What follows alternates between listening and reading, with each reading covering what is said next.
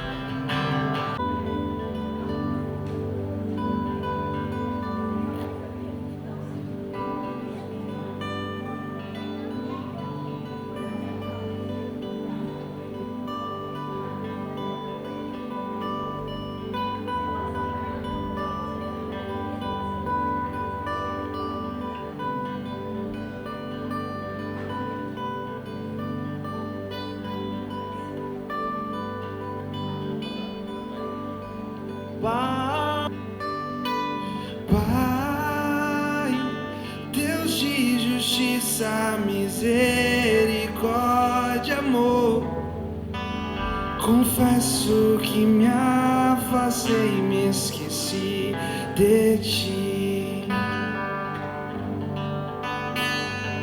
Eu não sou mais que os outros, me ensine a ver quem sou. Faz-me doar ao invés de possuir. Esvazia o meu ego e mesmo quando meu olhar falhar.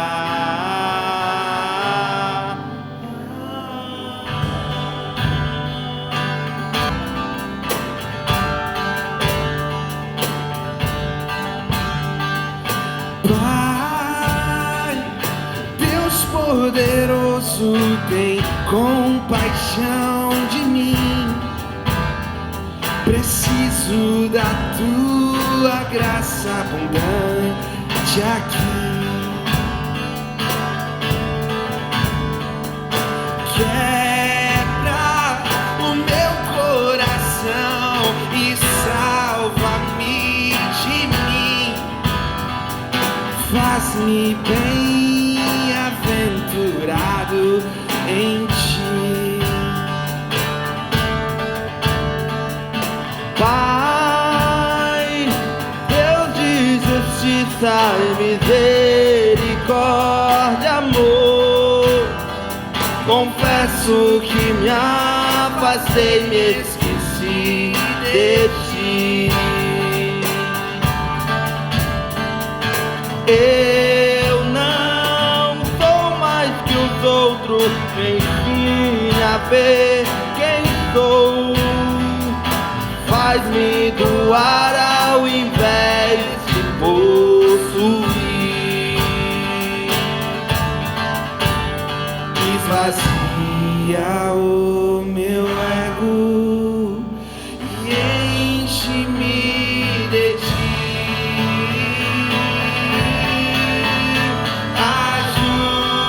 Ajuda-me a confiar, mesmo quando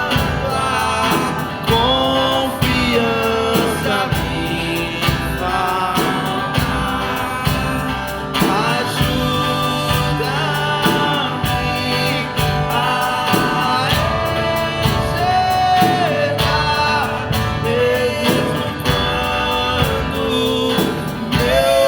olhar falhar.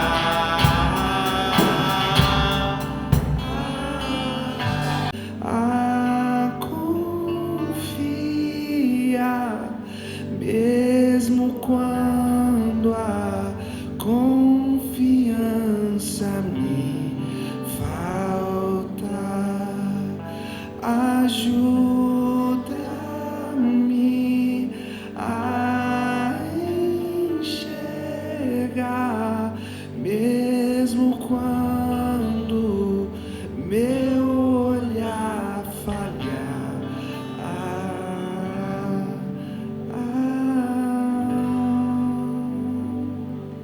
Paz, que bom que nós podemos nos reunir em mais um domingo, ainda que as coisas se movimentem, ainda que as coisas mudem, ainda que as coisas às vezes nos decepcionem, por exemplo, o jogo do Brasil, o domingo continua sendo o mesmo.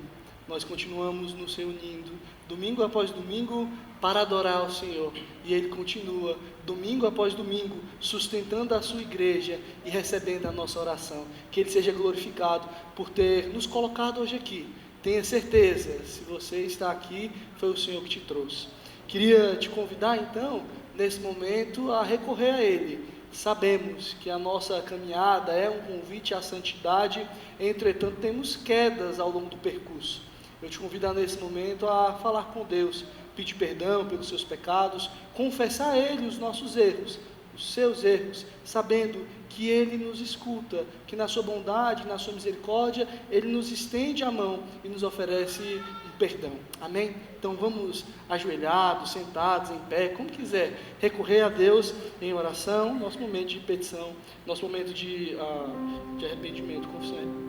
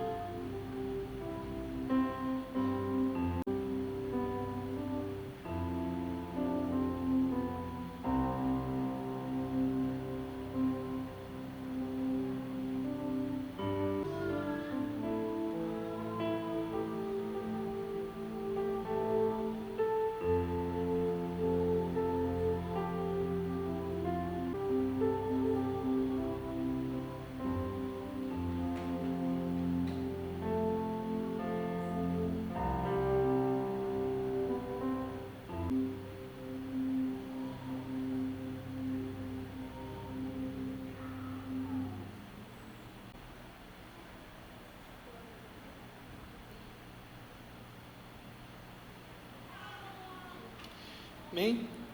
Vamos abrir agora as nossas Bíblias no Salmo de número 124. Você que for encontrando o Salmo de número 124, pudesse colocar de pé para que juntos possamos fazer a leitura. Lembrem-se que a nossa liturgia, o nosso culto, ele é dirigido pela palavra, pela mensagem que vai ser pregada. Então, o objetivo é que nós venhamos adorar a Deus na introdução do culto, na metade do culto, no final do culto, através da palavra que é lida, cantada, orada. Então, entendam que faz parte da mensagem que nós teremos daqui a pouco. O Salmo de número 124 diz o seguinte: Não fosse o Senhor que esteve ao nosso lado, Israel que o diga. Não fosse o Senhor que esteve ao nosso lado, quando os nossos inimigos se levantaram contra nós, eles nos teriam engolido vivos. Quando a sua ira se acendeu contra nós, as águas nos teriam submergido e fortemente, e a torrente teria passado por cima de nós. As águas impetuosas teriam passado por cima de nós. Bendito seja o Senhor, que não nos deu por presa aos dentes deles. A nossa alma foi salva, como um pássaro do laço dos passarinheiros. Rompeu-se o laço, e nós nos vimos livres. O nosso socorro está no nome do Senhor, que fez os céus e a terra. Que possamos lembrar que se estamos aqui e a nossa caminhada cristã acontece graças ao Senhor que fez os céus e a terra. Vamos orar para iniciar o nosso culto. Querido Deus, nós te agradecemos, porque diante de todos os lugares que poderíamos estar e de todas as pessoas que poderiam estar aqui, a tua poderosa mão, que conduz todas as coisas e não dá nada ao acaso, trouxe-nos aqui. Que nós possamos então, em espírito e em verdade, te adorar, bendizer o teu santo nome através da sua santa escritura, que a tua palavra esteja em nossos corações ao cantarmos, ao orarmos, que a tua palavra esteja em nossos corações a te ouvirmos, que nós possamos, Pai, nessa noite, termos a nossa vida cada vez mais ajustada para o teu querer, de acordo com a tua palavra. Em nome de Jesus eu te peço, conduz o nosso coração, para que através dos louvores, através das orações, o nosso coração verdadeiramente bendiga e louve o teu santo nome. Que nós venhamos nessa noite realmente, com sinceridade de nossa alma, bendizer o Senhor, que é digno de toda honra e de toda glória, conscientes que a nossa caminhada, se não fosse o Senhor, os nossos inimigos já nos teriam vencido, que se não fosse o Senhor na nossa caminhada, nós não continuaríamos firmes e fortes, que se não fosse o Senhor na nossa caminhada, nós não estaríamos hoje aqui. Em nome de Jesus, receba esse culto para a honra e glória do teu santo nome, em nome de Jesus, amém. Graças a Deus, meus irmãos.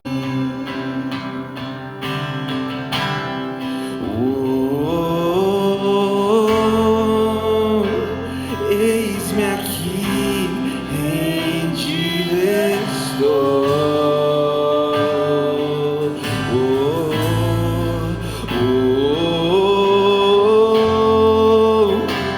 Eu sou teu e tu és meu, Jesus.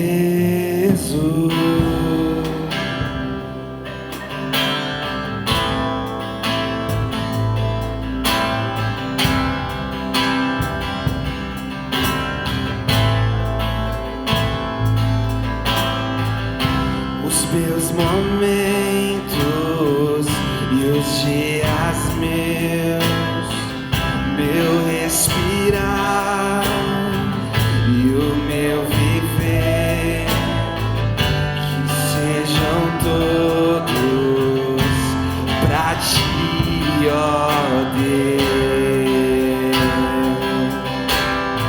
Na cruz, sim, na cruz, sempre me glorio e no fim vou descansar, salvo além do rio,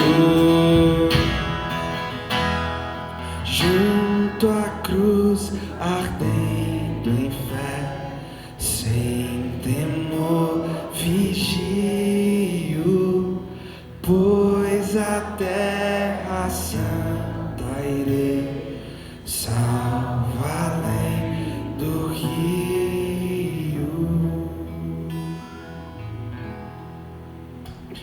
Sim.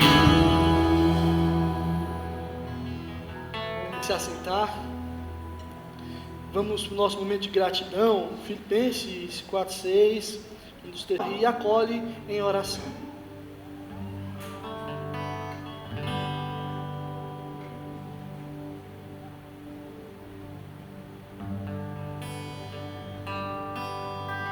Jesus, amigo, temos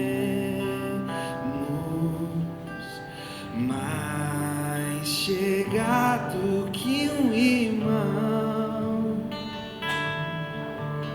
Ele manda que levemos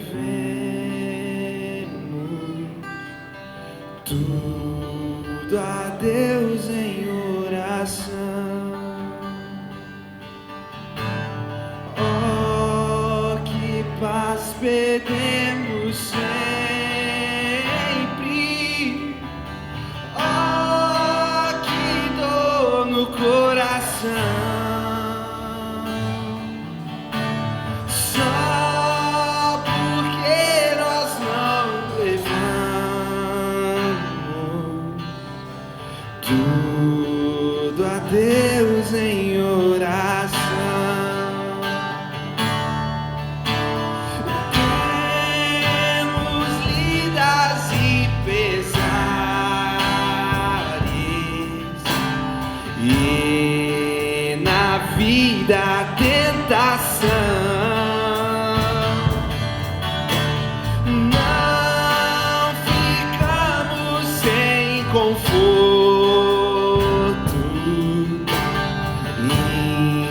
indo a Cristo em oração.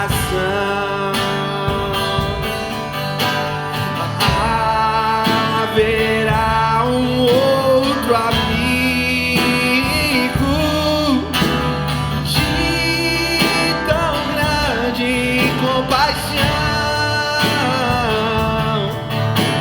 Os contritos Jesus Cristo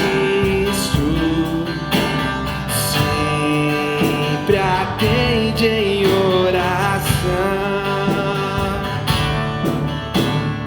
E se nós desfalecermos,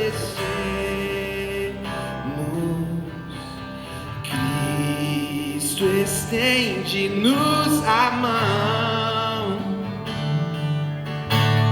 pois é sempre a nossa força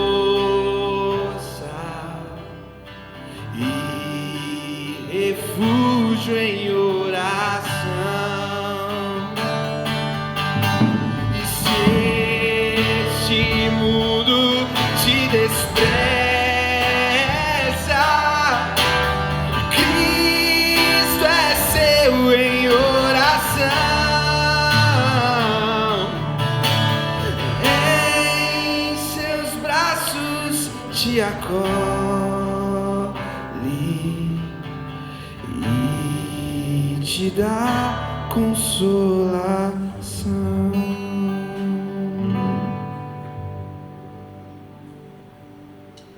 Dessa canção, em Cristo nós temos um bom tesouro e podemos recorrer sempre a Ele em oração. Vamos para o nosso momento de petições pastorais, e eu queria nesse momento fazer uma oração um tanto quanto especial. Nós sabemos que enquanto igreja acreditamos em uma comunidade pactual.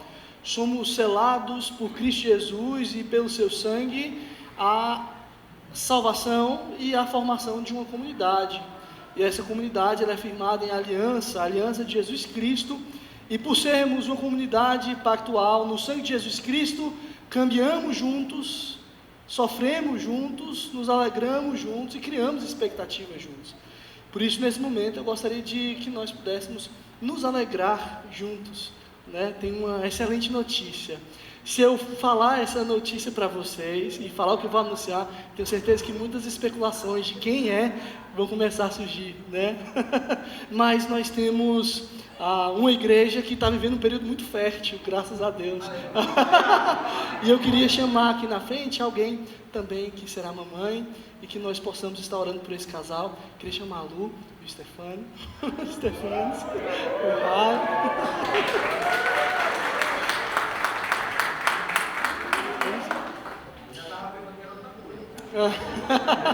Bastante por esse. Pode chegar mais perto. Esperaram bastante por esse momento e que Deus possa continuar conduzindo.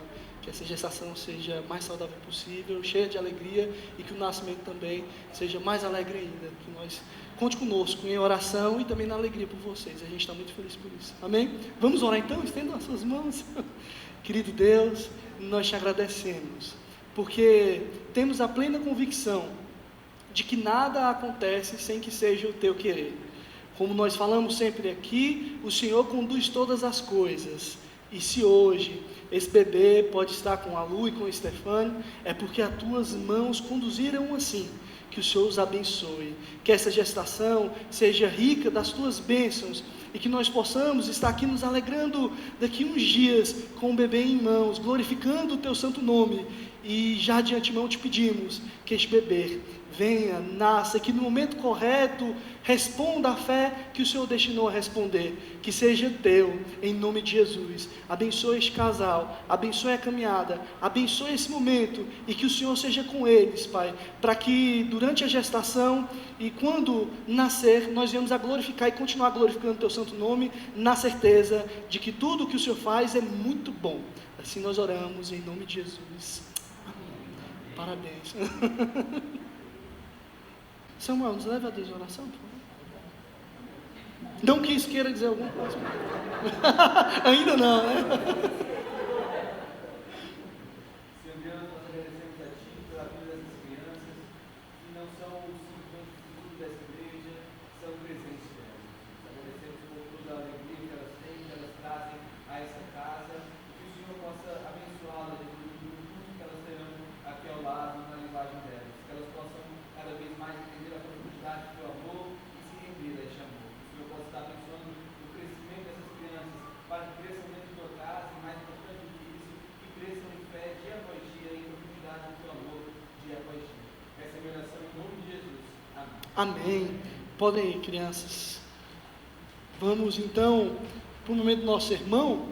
Nós estamos na carta aos Hebreus, capítulo 4, e vamos trabalhar hoje o verso de número 14 até o verso de número 16. Os irmãos que vieram aqui, que estiveram aqui, hoje nós estamos com algumas faltas, mas os irmãos que estiveram a furar, ou espetar alguém, ou cortar alguém, mas pegar da espada, que é a palavra de Deus, e rasgarmos a nós mesmos. Fomos convocados a pegar essa espada, que é mais afiada do que 2 gumes, e fazer com que ela penetre em nossos corações, lançando para fora aquilo que é ruim, para que Deus possa nos conduzir no descanso. Estamos trabalhando descanso e continuamos trabalhando descanso hoje nesses versículos. Então vamos ler, se coloquem de pé, se sentirem à vontade, para que possamos fazer a nossa leitura. Diz assim a palavra de Deus: tendo, pois, Jesus, o Filho de Deus, como grande sumo sacerdote que adentrou os céus, conservemos firmes a nossa confissão, porque não temos sumo sacerdote que não possa se compadecer das nossas fraquezas. Pelo contrário, ele foi tentado em todas as coisas à nossa semelhança, mas sem pecado. Portanto, aproximemo-nos do trono da graça com confiança, a fim de recebermos misericórdia e encontrarmos graça para ajuda em momento oportuno. Vamos orar mais uma vez? Querido Deus, te agradecemos pela tua palavra, que ela possa nessa noite falar aos nossos corações, dirigir verdadeiramente os nossos passos para o encontro devido, apropriado e encorajado que podemos ter contigo. Nos conduza para que essa palavra que há tanto tenha atuado de modo muito eficaz na vida de Jesus. Eu oro pedindo que o teu Espírito Santo possa nos dirigir a entender o teu querer, assim como inspirou estes textos, possa iluminar os nossos corações, para que venhamos a sentir, ler, entender e praticar o teu querer. Em nome de Jesus nós oramos, amém. Podem se assentar, ou com uma historinha ou com uma poesia. Então hoje vai ser uma poesia, uma breve poesia. Não olhem, não toquem, cuidado, contemplem, recebam, é graça. Distante, frio e vazio, perto, aconchegante e cabe mais um. Necessário, mas não suficiente, suficientemente necessário. Acreditem, confiem, sigam firmes, nele o juízo vira graça. O que está longe te acompanha de perto. O terrível é gracioso, a dificuldade tem socorro. Quando nós iniciamos o nosso verso de número 14, não podemos perder de vistas o que estamos trabalhando até aqui. Ainda não mudamos. O autor de Hebreus continua convocando o povo a se atentar e evitar o exemplo negativo. O exemplo negativo daqueles que foram incrédulos, desobedientes e acabaram não entrando no descanso. E Ele já nos deu as ferramentas necessárias, Ele nos deu a palavra para nos atravessar e colocarmos para fora as coisas ruins, para que a nossa incredulidade não nos seja um espanto. E quando nós chegamos no final do nosso capítulo, não é diferente. Esses 2 versos estão falando sobre o descanso. E esses 3 versos ainda estão encorajando os hebreus e a nós a permanecermos firmes na palavra de Deus. Lembrem-se sempre disso. O assunto aqui é o descanso que recebemos em Cristo Jesus. E nós precisamos permanecer firme na palavra dele, evitando o exemplo daqueles que no deserto não permaneceram firmes e não entraram no descanso. O autor de Hebreus já nos mostrou até aqui que Jesus é maior do que os anjos. Nós lemos que Jesus é maior do que Moisés. Lemos recentemente que Jesus é maior do que Josué. E agora nós precisamos entender que Jesus também é maior do que Arão e todos os outros sumos sacerdotes que já existiram e que existem ainda na religião judaica. Todos os sacerdotes que já existiram, Jesus é infinitamente superior. O autor retoma um título que é praticamente o tema da nossa carta, que é singularmente algo dele: sumo sacerdote.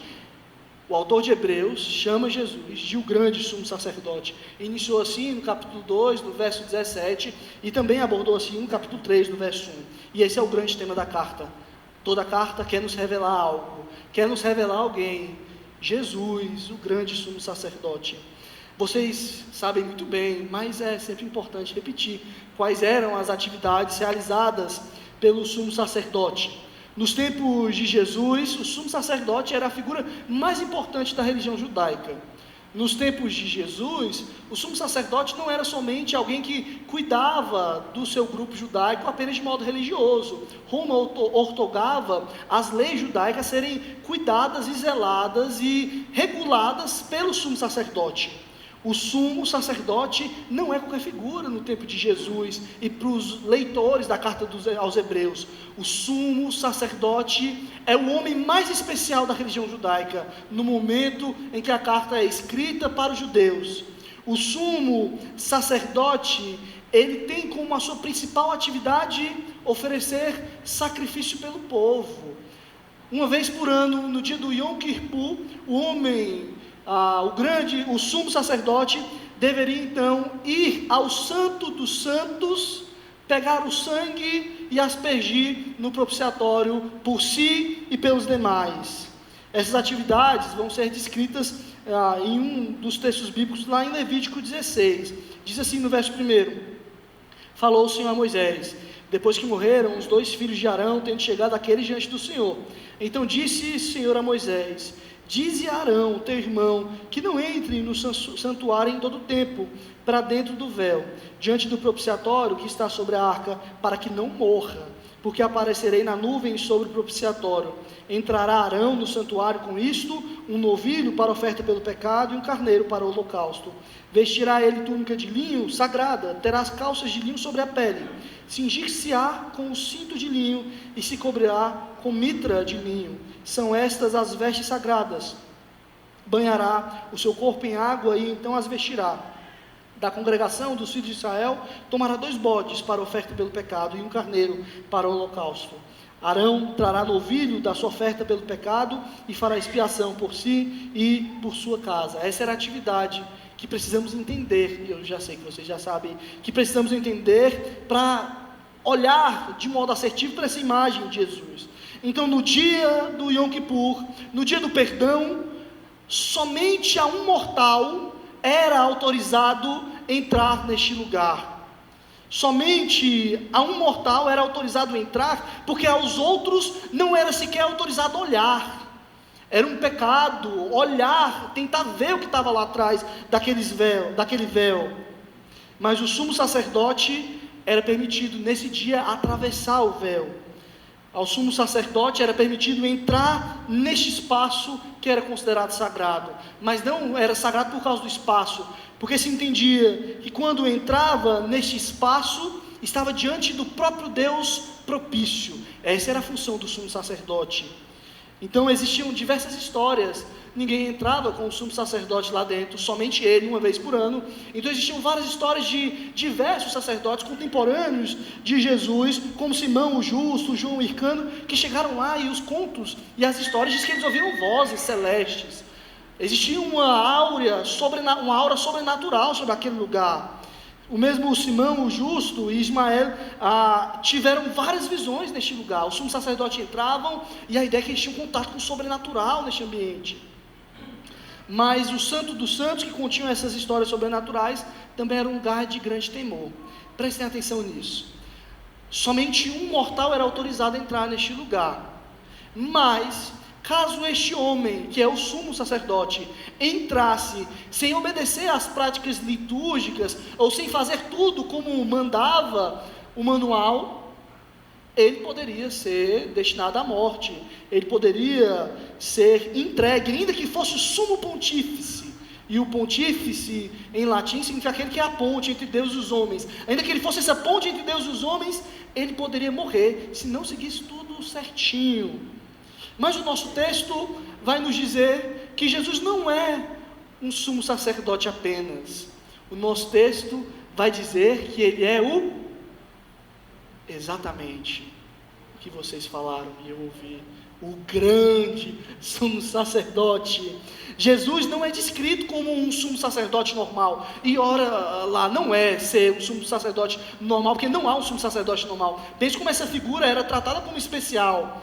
Jesus não é um sumo sacerdote normal. Jesus é o grande sumo sacerdote. O adjetivo nos explica o adjetivo que sucede, o adjetivo sucede o título Filho de Deus. Uma coisa interessante é que Jesus, ele é o grande sumo sacerdote, mas antes de dizer o grande sumo sacerdote, diz que ele é o Filho de Deus. Esse é o primeiro ponto que precisamos entender. Jesus é o grande sumo sacerdote, maior e superior a qualquer outro sacerdote que existiu, porque ele tem em sua natureza a divindade, porque Cristo tem em sua natureza a filiação divina. Jesus não é apenas um sumo sacerdote, ele é o Filho de Deus, ele é o próprio Deus, por isso ele é o grande sumo sacerdote, e ele não é um sumo sacerdote que entra com medo no Santo dos Santos. Jesus não é mais um sumo sacerdote que entra com medo do sacrifício que vai oferecer. Jesus não tem medo do sacrifício que vai oferecer, e oferece a si mesmo. O sangue que ele asperge para a propiciação é o seu próprio sangue. Por isso Jesus está acima de qualquer outro sumo sacerdote, por isso ele é nomeado grande. Se o que antecede o título grande é o caráter divino de Jesus, o que vai suceder o título grande é a ideia do lugar que este sumo sacerdote entra. Aonde o sumo sacerdote entrava? No Santo dos Santos. E o nosso texto diz que aonde Jesus entrou? Diz o verso 14: como grande sumo sacerdote que adentrou nos céus. Jesus, ele é maior do que todos os sacerdotes que se passaram, porque não somente é divino, mas porque na sua obra, ele entra no santuário, no Santo dos Santos celestial. Jesus, na sua atividade, não só no seu caráter divino, mas na sua obediência enquanto homem, ele entra no ápice do privilégio de alguém no Santo dos Santos, mas não no Santo dos Santos comum. Jesus entra no Santo do Santo celestial. O sumo sacerdote chegava no lugar sagrado, aspergia o sangue do animal sacrificado, e aí obtinha perdão. Jesus entra no Santo dos Santos, e agora ele oferece, como eu disse, a si mesmo. O autor de Hebreus, no capítulo 9, verso 12, vai dizer: não por meio de sangue de bodes e de bezerros, mas pelo seu próprio sangue entrou no Santo dos Santos, uma vez por todas, tendo obtido a eterna redenção. A diferença do sacerdote comum para o grande sumo sacerdote Jesus é que um entra no Santo dos Santos terreno, o outro entra no Santo dos Santos celestial. É que um entra uma vez por ano e constantemente, ano após ano, precisa continuar entrando, oferecendo sacrifício de um animal. Este grande sumo sacerdote entrou de modo cabal, oferecendo a si mesmo, e entrou no Santo do Santo Celestial de uma vez por todas. Não uma vez por ano, não esperando que o ano passe e precise entrar de novo, mas para sempre está o nosso grande sumo sacerdote à destra de Deus Todo-Poderoso. Então o autor de Hebreus continua e termina esse versículo falando: por isso, ou melhor, poderíamos ler, depois de entendermos que ele entrou no santuário celestial, poderíamos entender: por isso conservemos firmes a nossa confissão. O autor que está, e lembrem-se disso, falando do perigo de não entrar no descanso, aprofunda a sua explicação sobre Cristo aos hebreus que estão enfrentando um momento complicado. Os hebreus estão enfrentando um momento que pode ser que venham a apostatar da sua fé, que pode ser que venham a desistir da sua fé. Eles acreditaram em Jesus, mas estão enfrentando perseguições, e se passa na mente deles: será que Moisés não é maior? Será que não devemos recorrer ao nosso sumo sacerdote? Será que não devemos recorrer a alguém, à imagem de Josué, ou às figuras dos anjos celestiais? Eles estão duvidando e pode ser que abandonem a sua fé, mas o autor de Hebreus quer convencê-los: o nosso sumo sacerdote é grande, porque ele é o Filho de Deus, e porque ele não entrou no santuário normal, no Santo dos Santos normal, ele entrou no Santo dos Santos celestial. Ele precisa fazer com que o povo entenda que Jesus pode sim ser mantido assim como nós o recebemos.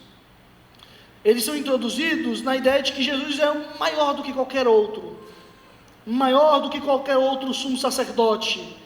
Por isso eles podem continuar mantendo firme a confissão que eles fizeram.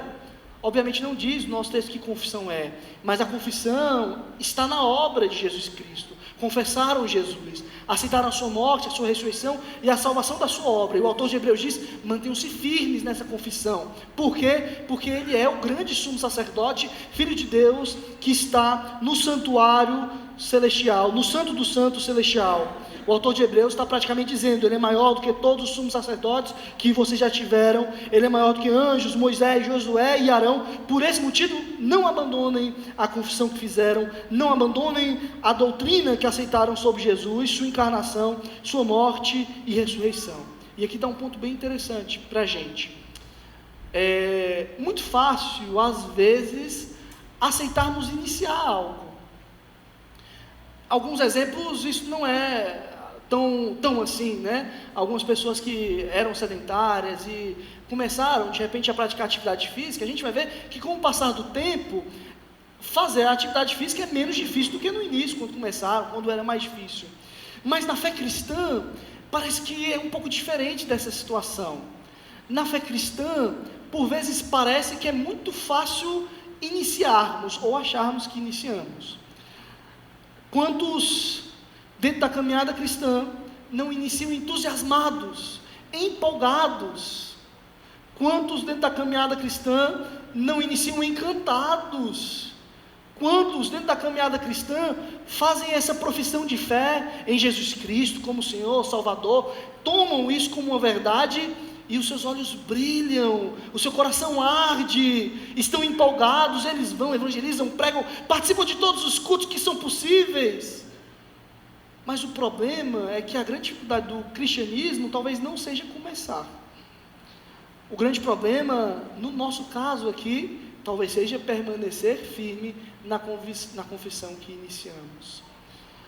O grande problema, quando nós pensamos dentro do reino de Deus, é que o caminho aqui não é mais fácil do que o começo. E esse parece ser o erro um grande erro de vários cristãos. Começarem, iniciarem, mas no meio do caminho não permanecerem firmes. Desde que Deus me chamou para a fé, eu sempre fui muito observador, Se tem uma coisa que eu faço é observar bastante. Ao menos isso, né? Não que eu faça nada com o que eu observe, mas pelo menos é se observar. E uma das coisas que a gente vê na caminhada cristã, quantas pessoas chegam emocionadas para aceitar Jesus Cristo. Eu sou novo, mas já vi muita gente chorar, já vi muita gente chegar com uma empolgação incontrolável. Você nem controla essas pessoas de tão empolgadas que elas são. Mas quantas pessoas eu também vi com pouco tempo, com algumas adversidades, com algumas provações, com algumas tentações, desencaminharem.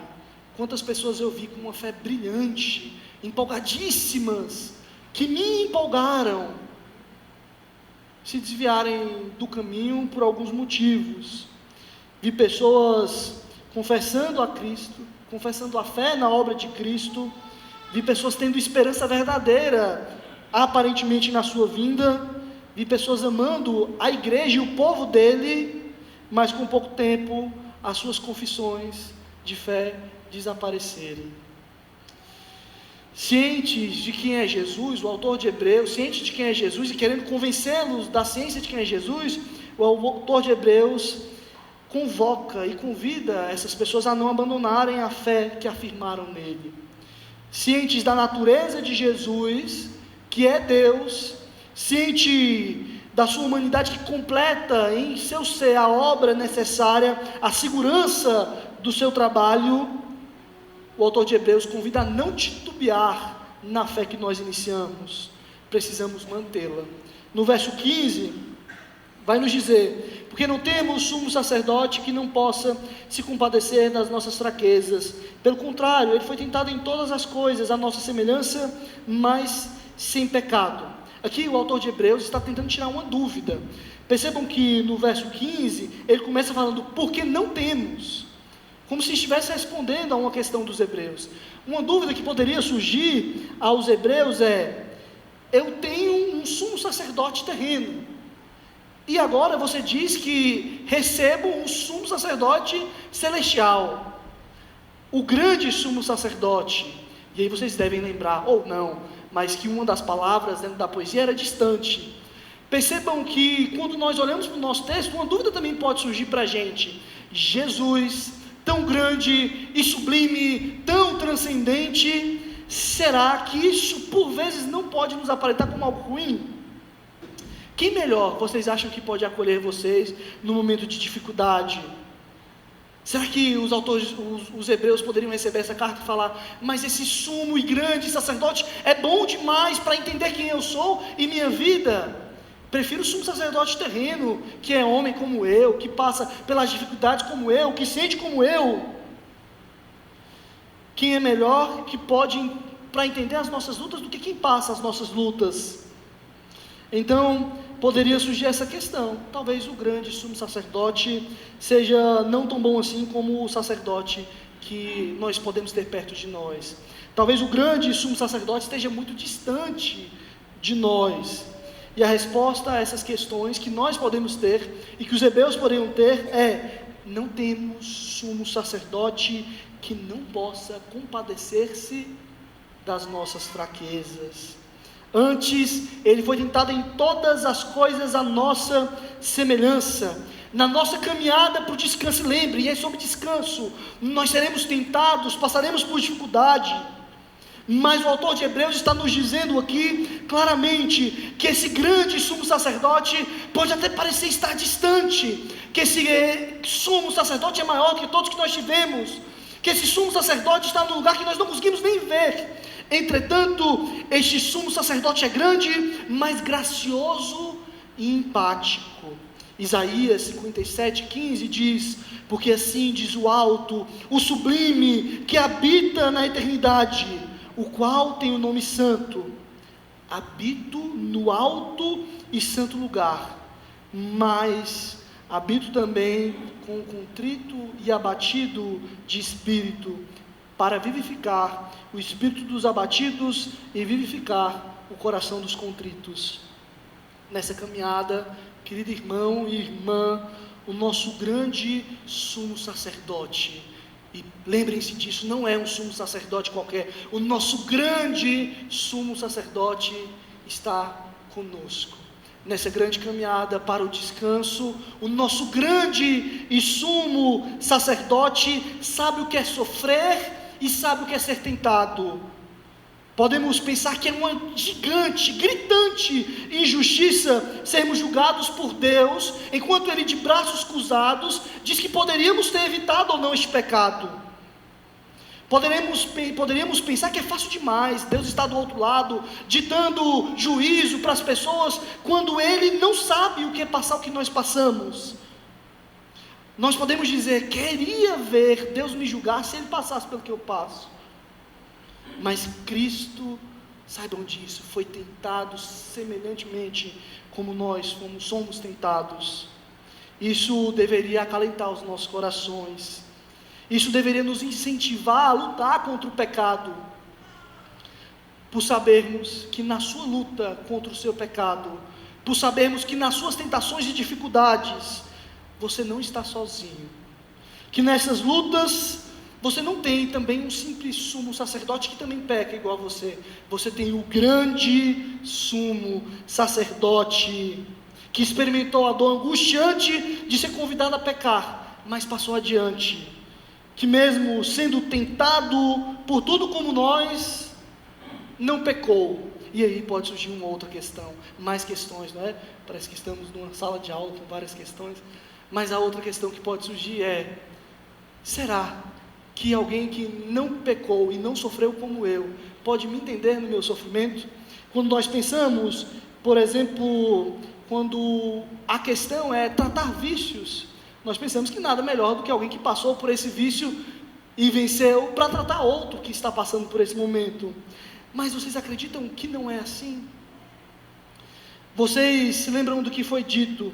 Dentro da atividade do Santo dos Santos, qualquer descuido litúrgico era morte. Se o sumo sacerdote se descuidasse, receberia uma sentença de morte do próprio Deus. O sumo sacerdote não poderia se descuidar. Então o que o sumo sacerdote fazia? Antes de entrar no Santo dos Santos, ele se purificava. Joaquim Jeremias, escrevendo sobre a tradição daquele período, vai dizer: para o dia das expiações, o sumo sacerdote devia revestir-se da mais alta pureza levítica. Na semana precedente, era obrigado a submeter-se durante 7 dias à cerimônia de purificação, prescrita em Números 19, 11 e 16, a fim de apagar alguma eventual impureza ritual contraída ao contato com o cadáver. Além disso, durante aquela semana, a partir do 3º dia, devia instalar-se pucetetes, mas exatamente logo após o fim do holocausto vespertino, no cômodo que lhe estava reservado no templo do lado sul do ato dos sacerdotes, e aí passar a noite. E desse modo o sumo sacerdote protegia-se contra qualquer possibilidade de contágio da impureza levítica proveniente em particular de sua mulher. O objetivo era: o sumo sacerdote se purificava uma semana antes, e na noite antes do sacrifício ele ficava em um recinto escondido. Ele ficava em um recinto escondido para que não viesse a pecar, e longe da sua mulher, para não ter relações e que pudessem tornar impuro. Aqui é onde nós precisamos também deter mais uma vez a nossa atenção.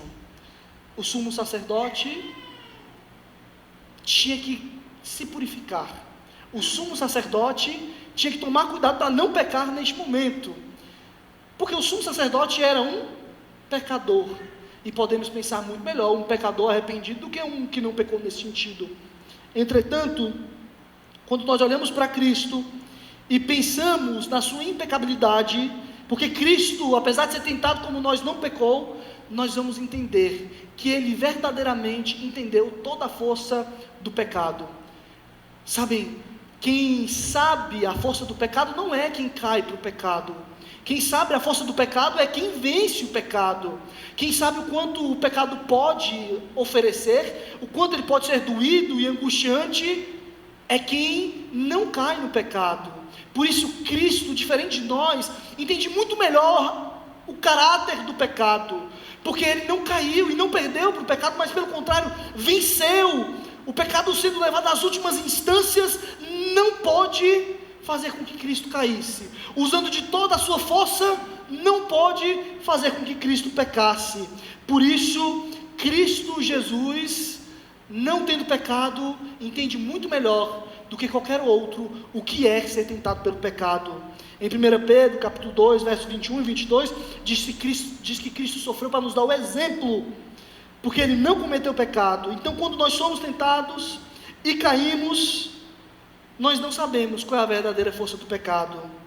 Nós pensamos que quem vence depois de cair é quem é realmente forte, mas verdadeiramente forte é aquele que não precisou cair para vencer. Por esse motivo, Cristo conhece os nossos pecados, Cristo conhece as nossas tentações. Eu não sei em qual área você é tentado, ou quais são os pecados que te convidam.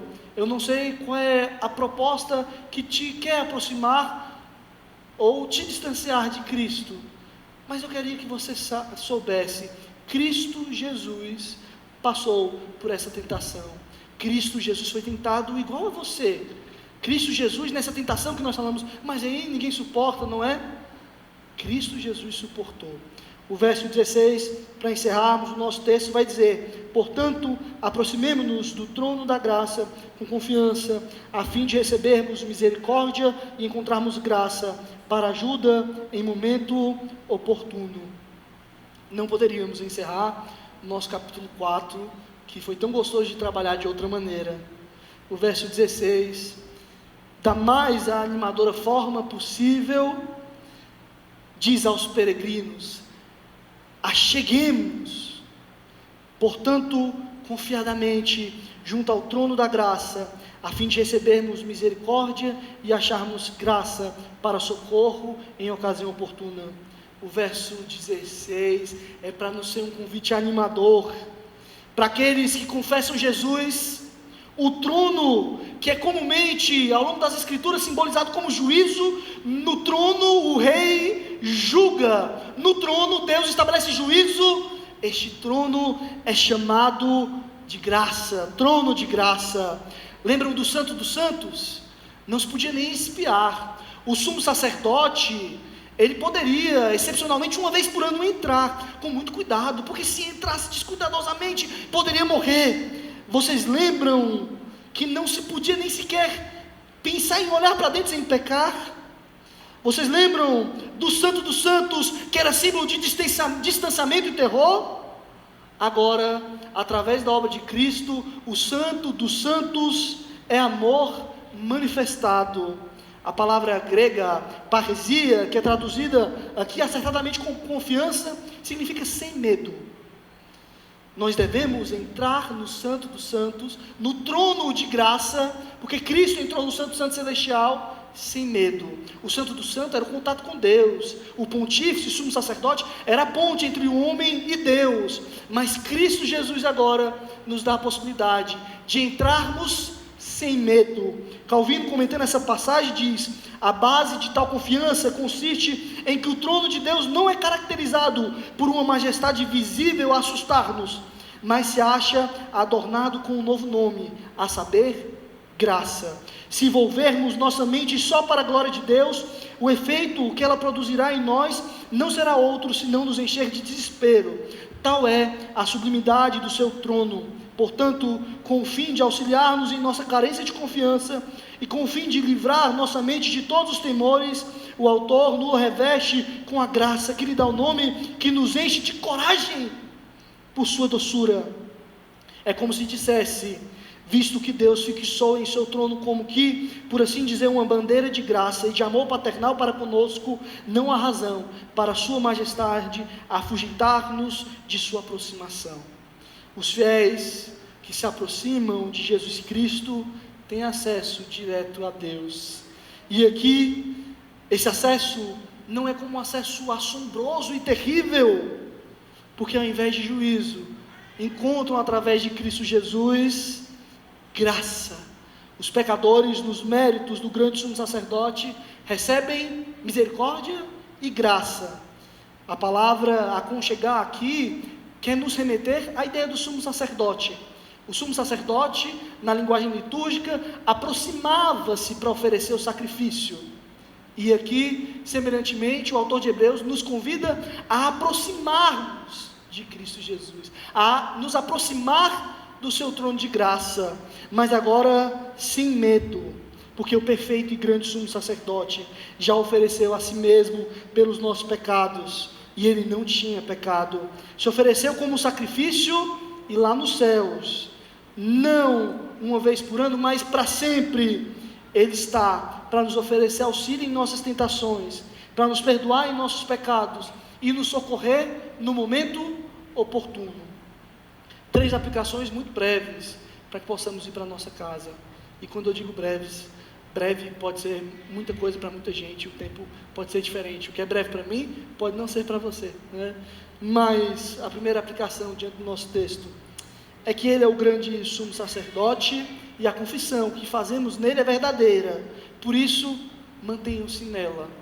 A confissão que nós fazemos em Cristo Jesus, de que só nele há poder para salvar, a confissão que fazemos em Cristo Jesus, que na obra dele nós podemos nos achegar ao Pai com confiança, porque lá está o trono não de juízo, mas de graça, que na obra dele os nossos pecados são perdoados, que na obra dele nós, que outrora éramos inimigos de Deus, nós podemos nos achegar até Deus, nós podemos ser recebidos por Deus, nós podemos ser chamados de filhos e amigos de Deus.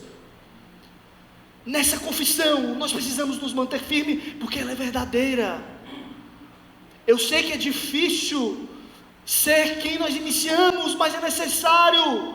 Nós precisamos confessar Jesus Cristo, e precisamos continuar dia após dia acreditando, essa confissão é verdadeira, essa confissão não é falsa. Nós chegamos aqui e dizemos, Ele é o Senhor da minha vida, e eu confesso Ele como meu Salvador, e isso precisa ser diariamente. Você não pode dizer que agora faz parte do corpo de Cristo, que agora ama a Cristo, a sua palavra inicialmente, e você não pode abandonar isso, porque Ele continua sendo a verdadeira confissão que você fez. Se no início só Ele te salvava, isso continua sendo verdade durante a sua caminhada. Se no início o amor dele ardia em seu coração, esse amor continua sendo o mesmo. Se você confiava que nas suas aflições, angústias, dores e pecados Ele era Senhor sobre tudo isso, que Ele era o seu grande sacerdote, isso precisa continuar, porque Ele continua sendo.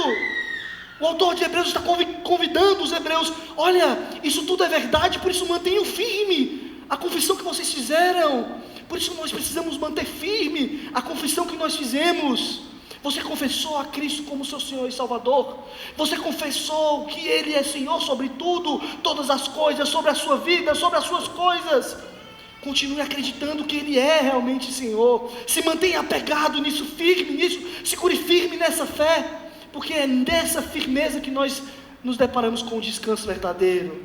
Pois é aqueles que confessam a Cristo Jesus e que mantêm com firmeza a confissão que fizeram, sabendo que Ele é o alfa e o ômega, que é Cristo no início, que é Cristo no meio e que é Cristo no fim. Esses é que entram no descanso, porque esses são os que são verdadeiramente chamados por Deus. A primeira aplicação é simples. Ele é o nosso grande sumo sacerdote. A confissão que nós fazemos, a doutrina que nós recebemos a partir da palavra de Deus sobre Cristo Jesus, ela é verdadeira. Por favor, mantenha-se firme nela. O segundo ponto é um ponto de consolo e acalento. Cristo Jesus está num lugar que nós não podemos nem ver, está num trono que nós não podemos nem contemplar em nossa imaginação. Cristo Jesus está aparentemente tão distante de nós, mas Cristo Jesus está conosco nas nossas lutas e tentações. Eu queria te dizer que o Deus que criou os céus e a terra, este Deus se encarnou, sofreu as dores que você sofre, foi tentado pelas tentações que você foi tentado e que é tentado, não pecou, e esse Deus hoje está contigo nas suas lutas. Você tem uma luta difícil demais aí, você tem uma tentação pesada demais aí, saiba que Cristo está ao seu lado, saiba que Cristo é o seu auxiliador, para que você vença esse momento e seja encaminhado de modo correto ao descanso. 1 Coríntios 10:13, o apóstolo Paulo vai dizer, não vos sobreveio tentação que não fosse humana, mas Deus é fiel, e não permitirá que sejais tentados além das vossas forças, Pelo contrário, juntamente com a tentação, vos proverá livramento, de sorte que possais suportar. Lembrem-se disso. Você está sendo tentado, a sua luta é difícil, você precisa abandonar algum pecado. Lembre-se que Cristo Jesus venceu qualquer tipo de tentação, e que por ter vencido, Ele sabe qual é a dor deste pecado, Ele sabe qual é o poder deste pecado, e Ele pode te ajudar. O terceiro ponto é: busque Ele confiadamente, busque nele confiadamente graça e misericórdia na sua obra. O trono é de graça, lembrem-se disso. No momento oportuno, diz o autor de Hebreus, se acheguem a Ele, se aconcheguem a Ele. No momento necessário, queridos irmãos e irmãs, nessa caminhada que nós estamos passando, nessa nossa peregrinação, haverá momentos e momentos, e tem momentos terríveis demais, mas nós podemos nos achegar, não com temor, nos achegar não com receio ou medo, mas na obra dele, confiante, sem medo. Diferentemente do Santo dos Santos, que não se podia nem olhar, porque Deus estava lá. Aqui a obra de Cristo nos faz olhar, pegar, tocar, sentir e sermos ajudados. Para encerrar, gostaria de reler a poesia inicial para ver se agora talvez ela faça sentido. Talvez ela não fez no início, talvez não vai fazer agora de novo. Mas quem sabe? Não olhem, não toquem, cuidado. Contemplem, recebam, é graça. Distante, frio e vazio. Perto, aconchegante e cabe mais um. Necessário, mas não suficiente.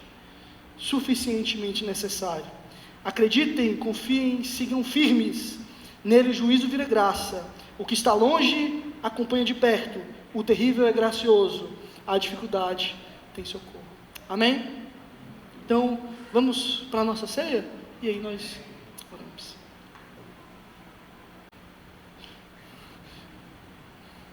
Estarão na diaconia.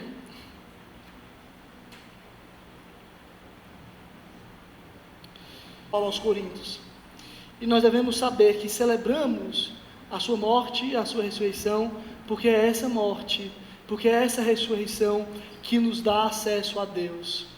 O Santo dos Santos não é mais um lugar temível, o lugar onde Deus se encontra, é agora um lugar aconchegante, um lugar que nos é convidativo, é um lugar de graça.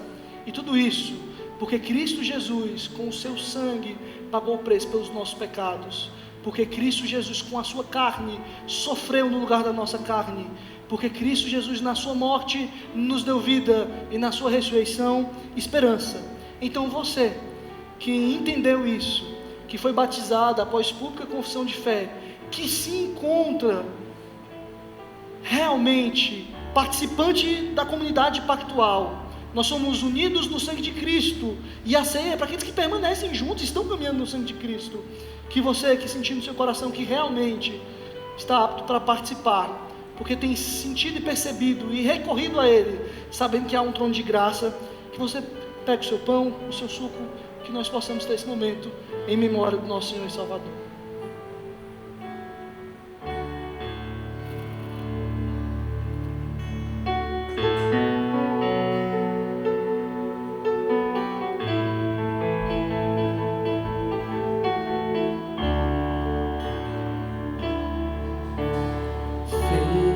Seja bendito o Cordeiro que na cruz por nós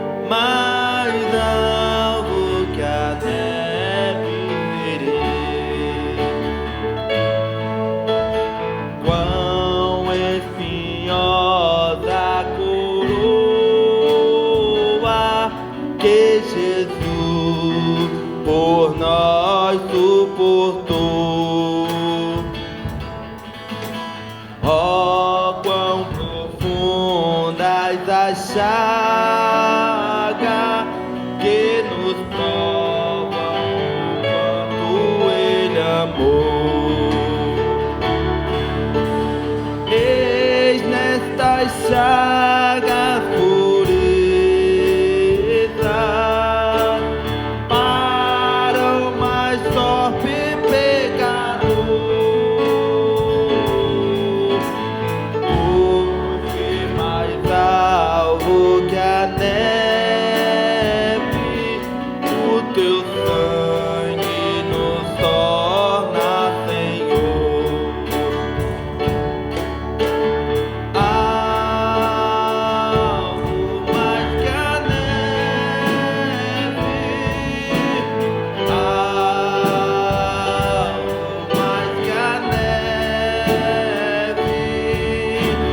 Se nesse sangue lavado, mais algo que a neve. Se nós a ti confessarmos e seguirmos a sua somente mais que a neve.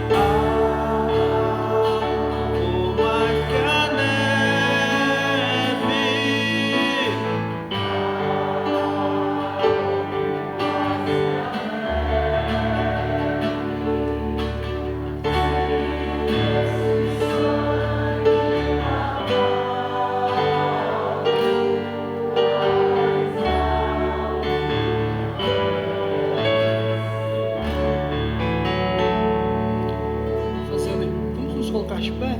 Vou fazer a leitura e no final nós comemos o pão e tomamos o suco, os dois juntos, tá bom? Diz assim a palavra do Senhor. O apóstolo Paulo, relembrando uma tradição antiga, diz aos coríntios: porque eu recebi do Senhor o que também lhes entreguei, que o Senhor Jesus, na noite em que foi traído, pegou um pão e, tendo dado graças, o partiu e disse: isto é meu corpo, que é dado por vocês, façam isto em memória de mim.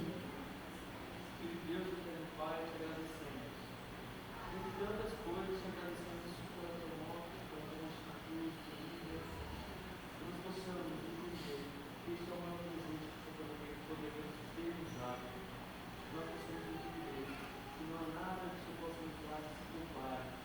Que nós possamos ser gratos todos os dias, mergulhados, agradecermos pela tua misericórdia, que sem merecer nada do que isso nos dá. O Senhor nos deu o seu Filho para viver a morte dolorosa por nós. Em nome de Jesus. Do mesmo modo, depois da ceia, pegou também o cálice, dizendo: este cálice é a nova aliança no meu sangue. Façam isso todas as vezes que beberem em memória de mim. Deus de amor, Deus de paz, o sangue derramado nos faz vida, Senhor. Por isso somos gratos, lavou os nossos pecados ali naquela cruz do Calvário. Senhor, em nome de Jesus, nós louvamos e agradecemos. Amém. Porque todas as vezes que comerem este pão e beberem o cálice, vocês anunciam a morte do Senhor até que Ele venha. Queridos irmãos e irmãs, igreja do Recanto das Emas, sabendo que este pão simboliza e comemos em memória do corpo que foi rasgado em nosso lugar, porque nós éramos os pecadores que mereciam estar ali. Sabendo que este suco é bebida em memória do sangue que foi derramado, sangue que nos purifica de todo pecado, sangue que nos coloca diante de Deus, que todos nós possamos comer do pão e beber do suco.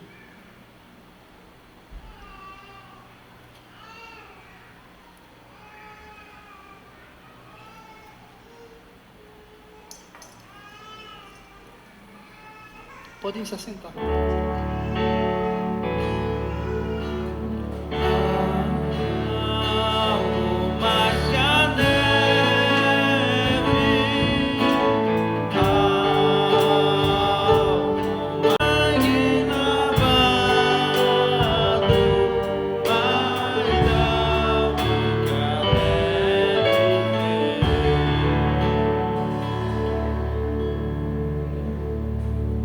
Mas semana que vem, Deus querendo, estaremos com ela. Quem está nos visitando, seja muito bem-vinda. Que Deus possa continuar te conduzindo e sempre espero que as portas estejam abertas, pois elas estarão. É um grande prazer, tá? Normalmente, quando nos visitam, a gente sempre tem cantina, um lanche muito especial. E a gente faz questão de que o convidado coma lá com a gente. E hoje não tem. Então, próximo domingo você precisa voltar, porque a gente vai ter aí, tá bom? Então, vamos orar no nossa atividade laboral, né? O culto é um exercício para as pernas, né? A gente levanta, senta e... Vamos ficar pelo teu culto, pelos louvores que cantamos e pelas orações que fizemos, sabendo que é graças ao Senhor que podemos orar e recorrer a Deus Pai Todo-Poderoso. Que o Senhor possa nos conduzir em uma semana abençoada, que o teu querer esteja sobre as nossas vidas e que venhamos a te adorar e bendizer o teu santo nome, confiantes que nas nossas tentações temos auxílio. O Senhor é o nosso auxílio seguro, o Senhor é nossa fortaleza, que nós possamos saber que se não fosse o Senhor, não estaríamos aqui. E que pelo Senhor nós continuaremos avançando. Que a graça do nosso Senhor e Salvador Jesus Cristo, que o amor de Deus Pai e que as divinas consolações do Espírito Santo sejam com todos nós, e nós dizemos amém, amém, amém. Vão em paz, que Deus vos acompanhe. Vamos encerrar cantando, que nós possamos terminar com essa canção. Vamos continuar de pé, cantar esta última canção, uma canção bem conhecida. Vamos cantar juntos.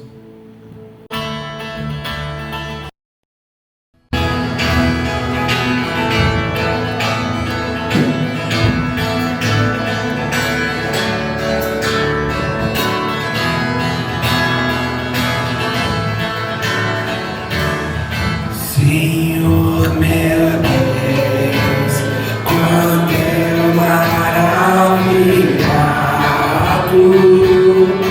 contemplo a tua imensa criação,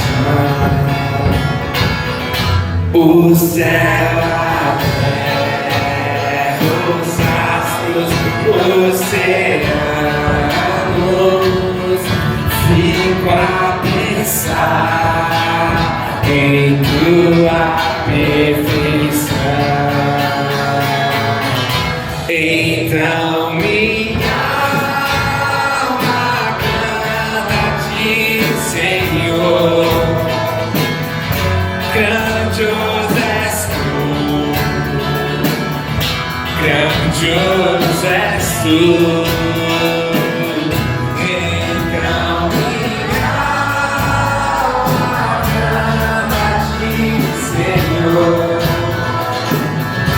Grandioso és tu, grandioso és tu, ao caminhar nas matas e florestas, escuto as aves todas a cantar,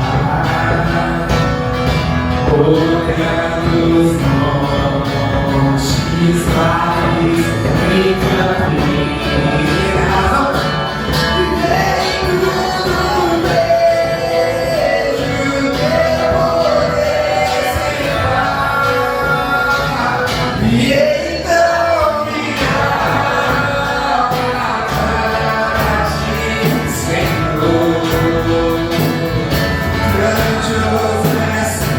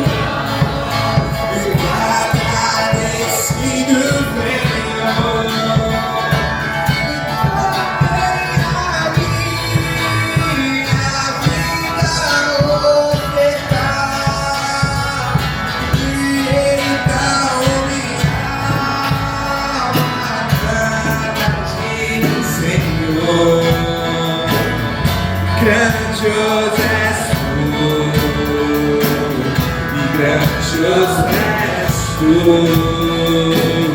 Então minha alma canta a ti, Senhor, e grandioso és tu, grandioso és tu.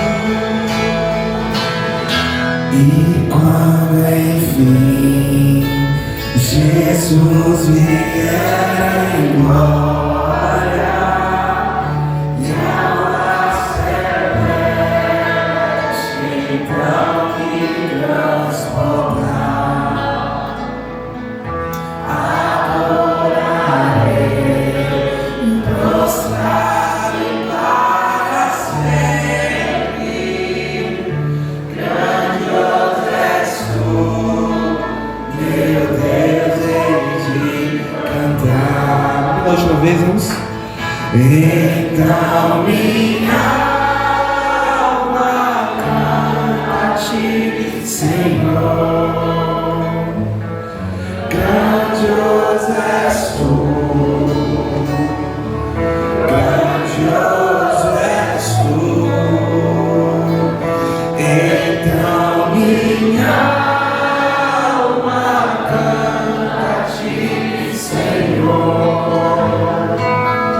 Grandioso és tu, grandioso és tu. Podemos aceitar, meus irmãos, com uma oração silenciosa. Estamos com o nosso culto encerrado.